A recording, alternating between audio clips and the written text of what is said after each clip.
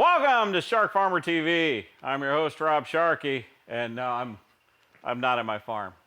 This is usually where I come in and I'm like yelling at my corn, or I'm like stepping on a soybean, or I'm doing something, but no, I'm down here filming in Nashville, RFD-TV studios. This is my green screen right here. All of it, even the gray too, and the green. I don't know how it works. I don't know why what green is so magical. There's like some wizard up there in the control room. They don't let me up there. I wanted to go see it, and they're like, no, you stay down there, you weirdo with your microphone. Just go down there and try to be funny. That's what they told me.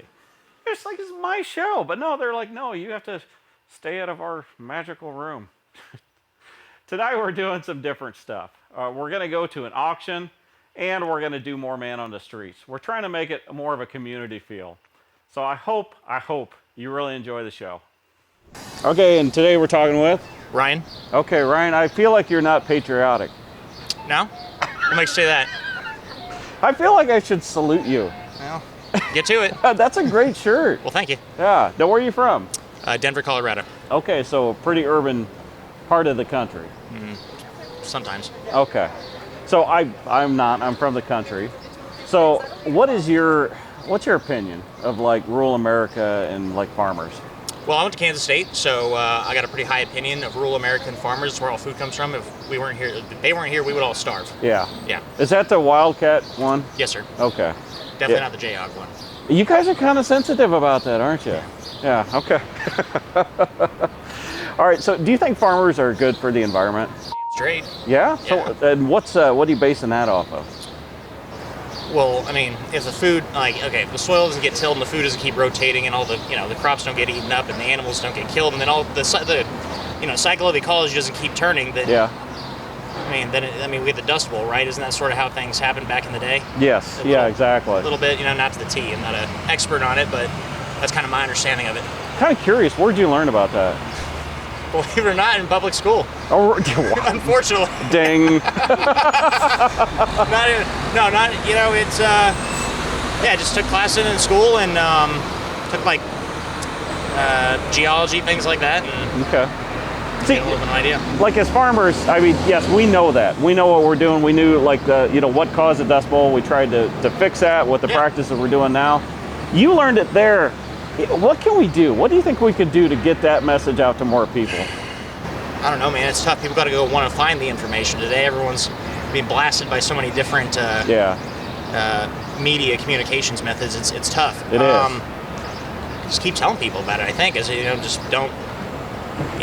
Keep spreading the message and spread it out as much as you can. I mean, I tell people about it all the time. Like we work in manufacturing back home, so.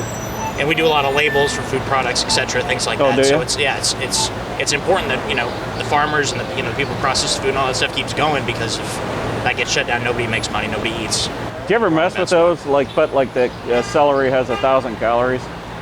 Did I know that? Do you mess with the food labels? What do you mean? Do I mess with them? Screw with them. Change them up. Well, no, we have to do it the way the way the customer asks us for it. I got you. I'm just messing with you. I'm still distracted by the shirt. America never goes out of style. No, never. Okay, when you go to the grocery store and you're picking out your food, like what's in your mind? What are you thinking? How do I not get fat? Really? So it's more of that? Well, sort of, because I've been thinking a lot more about that lately.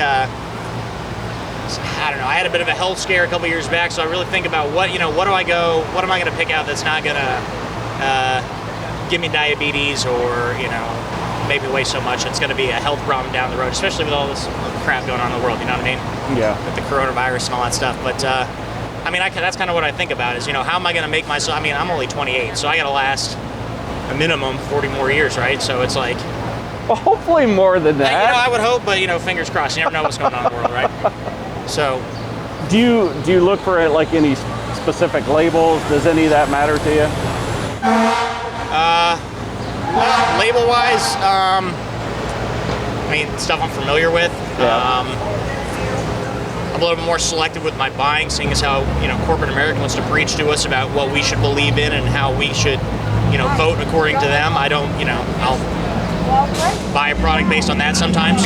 If I don't like the way a company's preaching to us, I don't think it's up to me to make those decisions, right? It's not up to them. So they say, though, that a lot of those boycotts never work. You're saying for you it does, though. I don't know that. I could never know that. I just, it's less money given to a particular group or more money given to another one. So I don't know if it actually works in the long run or not, but... So I'm a farmer.